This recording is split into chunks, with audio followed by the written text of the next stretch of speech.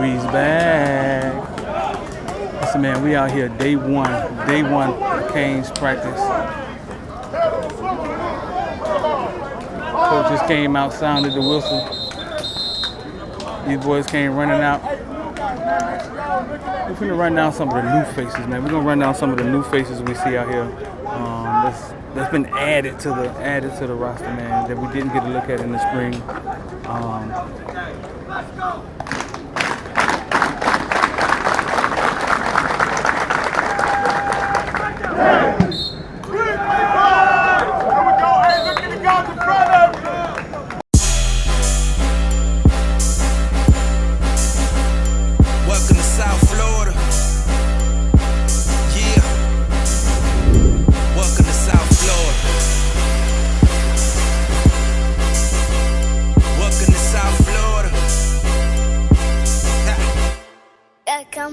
Welcome to South Florida, the bottom of the clip of the Gunshine State. What them boys still boring in that way. Big plate, get it for the 18 if you straight. Get cake and stop hating, it's the motto of the state. A lot of face, but it's still real around here. That foreign talk, that can get. So we back out here, man, with the new coaching staff, man. We finna run down some of the new faces we see. First, we got number 6, Vontae Citizen, 6'1". Said he picked up 15 pounds, 220 pounds. Said he came out of high school at 205. Citizen out of Louisiana is wearing number 6. Citizen, we talked to Citizen the other day, man, and he spoke about how hard the work was. He said in school he used to work legs or arms one day. He said, but when he got to the Miami Hurricanes, they were working out his entire body, which was new for him. He would go home and would be sore from up and down, but he said eventually he got used to it, and eventually got used to it and got acclimated and got on the road. But also when we spoke to Citizen, man, look, Citizen has a huge lower body, man. That kid's gonna be hard to bring down when we get this thing going. I asked him about recruitment. And how did he end up going to the Canes? Because the Canes, we didn't know we were in it for him. And he said he didn't know where he was going when he walked in that day to commit. He said he made the decision of what felt right for him. But I thought he was a lean. To another school. And I remember being with Shamar Stewart that day, and us seeing we got Citizen. It was like, all right, we got Citizen. We're gonna say some pride because we were witnessing Shamar Stewart head to Texas A&M. Let's go down this roster, man, and see if we can get some more. Kobe Young, number 88, is out of New York.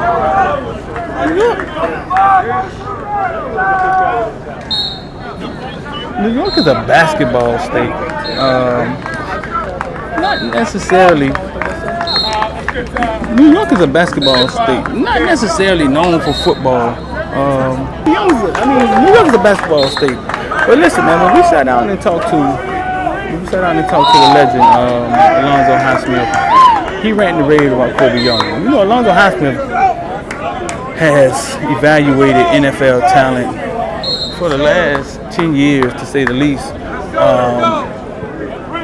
He can be hard on kids, but if he rants and raves about a kid, that means we can go ahead and stamp that. Kobe Young's 6'4" kid, man. I think he say 215, 205, something like that. It's a big wide receiver. They asked him about playing tight end, and he was like, hey, man, I played quarterback in youth football. I was a wide receiver from nobody ever mentioned tight end to me. I'm a wide receiver, and that's now this is not a new face, but let's talk about Romello Brinson. Romello Brinson is the kid that I want to see step up and be wide receiver 1 for the team. I think Romello Brinson has it in him. He said they're moving him around. He's playing different positions. And I know Romello Brinson, despite what you may think about his weight and how big he is, he's a football player. Well, speaking of the legend, man, here's the legend, Big Zoe, Alonzo Highsmith, man. Just turned his back on us, but that's all right, man. Cause we got about a 40-minute interview with him. But Alonzo Highsmith is here, man, to evaluate kids, man. I heard he's doing an awesome job for Mario and the staff. When it comes to his experience and what he's seen throughout college football and the different facilities, man, it's unmatched. Right in front, we got Corey Couch, but here's another new face we got, man. Darryl Porter Jr., son of Darryl Porter, former Miami Dolphin linebacker. Darryl Porter out of West Virginia was a transfer over in that big West Virginia University of Miami swap of kid trade that we had going on. Darryl Porter is a lot thicker than I thought he was. Darryl Porter put on some weight, huh? Somebody been in the weight room. Yeah, so Darryl Porter's been hitting the weights and drinking the muscle milk. I think they have Gatorade smoothies or something going on.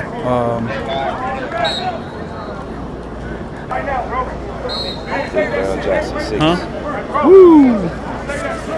So we got big number 6 Darryl Jackson, 6'6", 300 pounds, out of Maryland. I think Darryl Jackson is originally from Florida, Havana, Florida. I'm not sure where Havana, Florida is. We'll have to look it up on the map.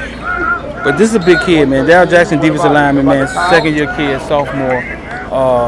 This is kind of your first look at him on the field. A massive guy. Sporting the number 6. So Darryl Jackson, man, our first look at that guy, man. See who else. Get you another look at some more new fresh meat. The field out here, man. The field out here is intense. A lot more bodies out here. A lot more water people. I mean, I think we tripled in the people with water people. It's not really that hot out here today. It's a lot more coaches, man. A lot more support. All right, so here we go, man. Listen, bro. All the recruiting shit is over. The whistle's done sounded, man. This is the first time that they got together in practice. So what time you gonna get to that house? University of Miami, man. We got the legend walking by. It's football time now, man. So a month from now, they're gonna be having to show it between the lines. So that's what really matters. You know what I'm saying? What really matters is the work they put in here and what it looks like on the field. Winning cures everything, man. Caneville, FOOTBALLVILLE, man. We out here. So here we go, man. Probably one of the biggest battles that we have, and one of the most talented rooms we have, other than the tight ends, is the running backs. And good to see back out here, no brace, no nothing, a lot slimmer, is number 2, Don Chaney. Don Chaney out of Berlin has been here for a minute. Don Chaney is a third-year sophomore. Don 215, 5'10". When he shout out to Susan. Don 215, 5'10", 215. If you go watch Don highlight tape that they put out here recently, man, we almost forgot how good Don was when he's rolling. Don will not let anybody outwork him. But I think the starting position will go to number 4, the Fort Lauderdale Hurricane man, Jalen Knighton, Rooster. Jalen Knighton missed some times last year. But came back and had a hell of a season, even a 30 carry game. I'm not even sure how many touches he had that game, but he had 30 carries. I believe Jalen Knighton, by watching his energy in his interviews, that Jalen Knighton will be running back 1. But at this point in the way things are in football, I'm not even sure if it even matters, man. I know Jalen Knighton is not going to shy away from competition. And speaking of competition, as we talked about already, man, you have the young kid we heard is pushing everyone, number 6, Trevante Citizen. Citizen's over there somewhere. There he is right there, messing up the drill. But we have Trevante Citizen out of Louisiana, who we heard came in and made his presence felt. The kid reminds me of Cam Harris when it comes to the muscle and the way his body structure. Cam Harris, I would always joke about how he can walk in the weight room, touch somebody, and take their muscles. He had those genetics that if you push the bodies would just grow. Citizen is in the building, and we heard Citizen one of the bigger kids in the running back room is going to push for some time. Also a bigger back, probably the biggest back we have is Thad Franklin. Thad Franklin out of Chaminade. Started off rough, man, but got a thing going and had a great spring. Shout out to Susan. He had a great spring. Slimmed down, caught the ball out the backfield, ran the ball really well. What we have here, bro, is competition, and competition is what it takes to push the cream to the top. I mean, peers push peers. That's how I kind of look at it. I talked to my boy Sion Williams, and Sion Williams always talks about how the guy behind him is who made him better. It wasn't necessarily the coaches. It was the threat of somebody taking your position, and we have that at a few. We have that on a lower level at a few positions, and running back is one of them. So another new face we have out here, man. Number 16, Isaiah Horton. We're gonna find Isaiah Horton, and bam, there go Isaiah Horton right there. Isaiah Horton out of Tennessee, man. We all go back to the story of Isaiah Horton. He's here on the field now, but at the end of the Manny regime, they were kind of they were wavering. They didn't know what was going on. Manny had visited them, didn't say anything about firing or possibly firing. Dad was confused, and he gave us a call, and we basically just told him the truth. So whatever we told him, got Isaiah Horton on the field. Isaiah Horton, 6'3", 175 pounds, out of Tennessee. Next we have our playmaker, man, Restrepo, Xavier Restrepo. Xavier Restrepo will emerge as a captain, as a possession receiver, the reliable one, because that's just what he does, man. He comes out here and make plays. There have to be a lot expected out of Xavier at this point, being one of the longest tenured wide receivers in the group. So yeah, we're gonna expect a lot out of Xavier this year. We talked about Romello. Let's get on Brashad Smith. Brashad Smith, I'm hoping Josh Gaddis find a place for him, or a better role for him. I had to think about that. A better role for him to get him more touches. Whether it has to be on kickoffs, whether it's on punt, I don't care. Brashad Smith needs to touch the ball,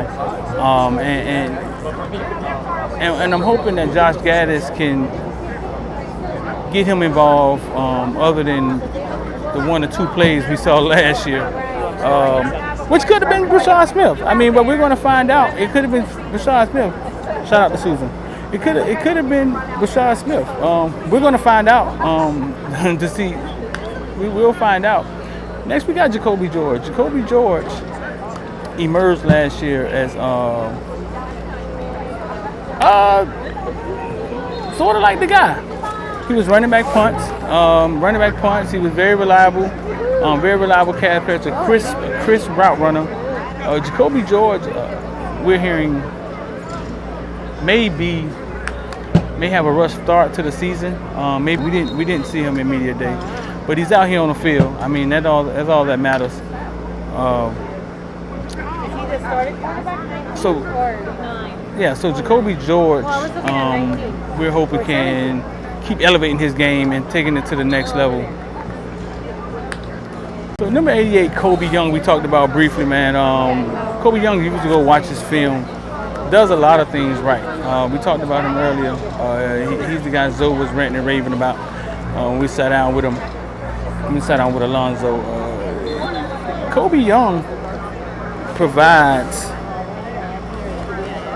We're getting bigger in our wide receiver room. I'm not sure if we're getting faster, but we're definitely getting bigger and taller in our wide receiver room. With the Isaiah Horton 6'3", Kobe Young 6'4". We can start adding speed to that size. Now we're recruiting. RECROOTING. Listen, man, if you're a Kane fan and you ain't fired up about what's going on or what you've seen the last couple of months, and you worried about who we ain't getting or who he is getting, then I think you need to put this thing in perspective, man. The University of Miami has came a long way in a short period of time. Will they keep it up? Who knows? But the ball is definitely rolling, man, and it has started. And when the ball rolls, it rolls downhill. So I say, get yourself fired, man. Get yourself excited about what's going on, man. Caneville, man, we locked in. Stay locked in with us. Gilbert Frierson, we seen him in the offseason, had put on a lot of weight. We was assuming that he would eventually move over to linebacker, star, things of that nature. But he's over here getting work in with the cornerbacks. We can look into it. We could ask why. But that's something that stuck out to us when it comes to the drills. Or it's come to players and where they're placed. Gilbert Frierson, which put on a lot of muscle, is over here working out with the cornerbacks. I also got Coach Adai, Coach DVD out here. Lots more coaches out here, man. Like a lot more coaches. Not as festive as it was in the spring. Don't see as many faces, as many old school guys out here. A little more calm day. A nice little day at work, man. Shout out to Susan, she on her way back. 22. We got number 22, our fisherman out of Fort Myers, Chris Graves. We've been hearing a lot about Chris Graves out here getting it in. Shout out to Susan. Chris Graves out here getting it in, putting a lot of work in, man, and making ground on people. Chris Graves, you got tall Chris Graves is. Chris Graves is a lanky kid, 6'1", 175 pounds. I think Chris Graves is closer to 6'2", freshman. Loves to fish, down home country boy, and can outright just play football. You know what I'm saying? Chris Graves will be another one of those freshmen pushing players for time and pushing players because Chris Graves, I believe, is a baller. At one point in time, we thought he was lean to LSU or flirting with LSU, but I think DVD brought it home. With Chris Graves, had a good relationship with him and his mom. So number 22, Chris Graves out here. He got a big jersey on, man, but he's a nice sized kid. I get him a smaller jersey though, man. Jersey too flappy, man. It's not the South Florida way, but we swag on. We swag up when it comes to this stuff. How much weight you done put on? Huh? Yeah, you're talking about Brian Bottom. It's Brian Bottom's dad saying how big he's got, man. Yeah, Brian Bottom walked up to us, gave us some dap the other day, and I was kind of surprised at how big he was. Number 27, Brian Bottom. His dad just hollered at us, man. Great dude, man. So listen, bro. A lot of things. A lot has happened in the last 6 months. From construction to defections and transfers and recruiting battles. But at the end of the day, the only thing that's really going to matter is what happens on the field. And a lot of that's going to start with number 0, Big James Williams, when it comes to the defense.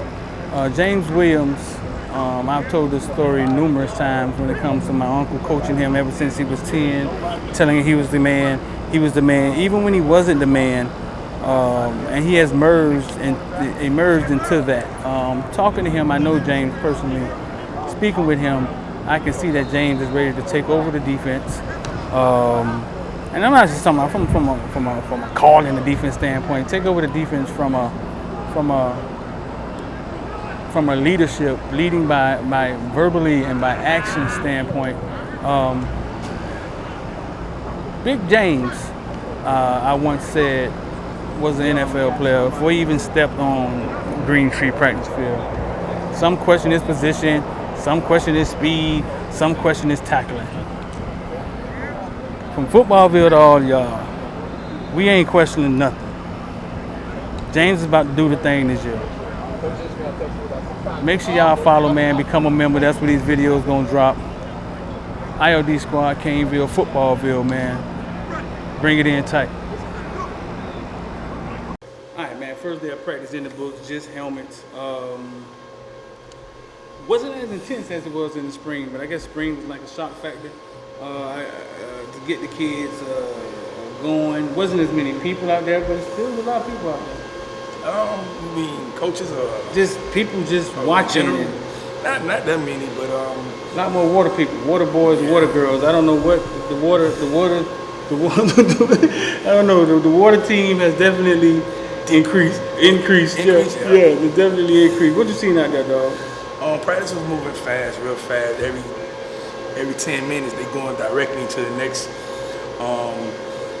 situation, and they getting at it. I was paying attention to the running backs, receivers, looking at how the competition, who's trying to get in the front of the line first. And I seen Coach Kevin Smith yell at the running back group because somebody was in the back, and he was like, "Man, what you doing?" Like, what you saying? Like shine away from reps, or?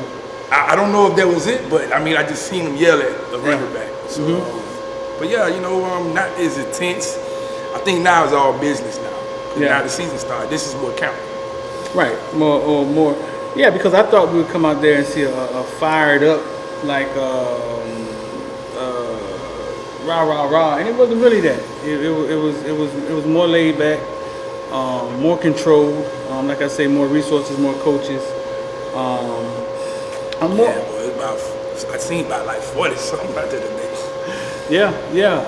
Wasn't as many outsiders from the past. Didn't see any of them at all on the first day. Wasn't as much media either as I don't think it usually be. Yeah, not today. Like last year, the last couple of years, it'd be about 100-something people. But yeah, I wonder was there something going on today that we don't know about? Like maybe something. I don't know. I guess at the same time, the Dolphins doing their practice too in the morning. So a lot of them. It's always that though, ain't it?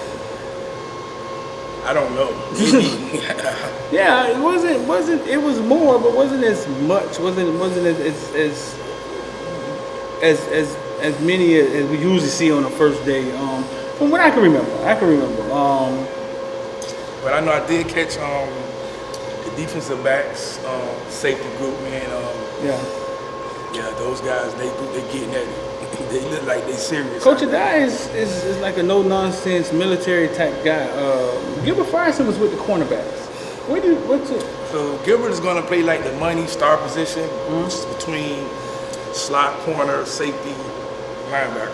So you got to get a lot of all those drills? Yeah, he's going to probably be rotating with each group, probably a different day. Gotcha. So, okay, gotcha. Because he put on a lot of weight, man. We thought he was going to be like, I guess, a star, like linebacker-ish type. With all the weight he put on. Anything else stuck out to you out there, man? Did you look at the quarterbacks? Oh, man. Yeah. I looked at the quarterbacks, man. Peyton, man, that man could throw the ball. He got a real pretty pass. He could throw the ball real pretty. I like it. Yeah. Every time it come out, his wrist flick. It's a nice little spiral. I ain't saying it to say he's gonna star, but it just looking pretty. Yeah, Mutaka. Yeah, it look pretty. What else? Man, LT looks like he in shape and ready to go. What's different about LT to you? His body's more firm. It look like he's like straight solid muscle. While they was doing a little warm up drill, he just looked like he's ready to go. Like last year you could see his head, he looking around, trying to figure out what's going on. This year is like he's straight focused. D.B. Porter Jr. Surprised me at how big he was, muscle. He had a lot of. I thought he was a little skinnier kid, you know what I'm saying? But looked like he put on a lot of muscle. Looked like he got in the weight room, got the right foods in his body. He's well put together, man, top and bottom. That surprised me. Citizen shouldn't look like that coming out of high school. Like the definition in his arms and the definition in his legs. He shouldn't look like that. I thought he was taller, you know what I'm saying? Kind of reminded me of Thad when Thad first got here. But he shouldn't look like that coming out of high school. A couple physical specimens. Darryl Jackson. Oh man, Mountain Jackson is what like we're gonna he call just him. humongous. Kobe Young is another big 6'3" wide receiver, was really big out there. And our guy from Tennessee, what's his name? Isaiah Horton. Isaiah Horton, Tennessee, was another big kid out there. Was moving pretty well. Man, they move. Okay, so you know Thomas Davis, he's at linebacker now for good. He look like he's solid. Really? Like he look like a linebacker now. Yeah. How tall is he? 5 what? He like 6'2", 230. Oh, Thomas Davis 6'2"? Yeah. Thomas Davis always looks short out there, but I guess from the end. He playing next to 6'5" guys. I guess. So listen, man, that's what we saw there, man. Y'all stay locked in with us, man. Make sure you subscribe and hit the alert bell. And if you want to get these videos early, you're gonna have to become a member. They're gonna get released every day to the members. FOOTBALLVILLE, Caneville, man. We out here. Take 3 motherfucking days, and that's what this nigga was. Shit. I say, big time players.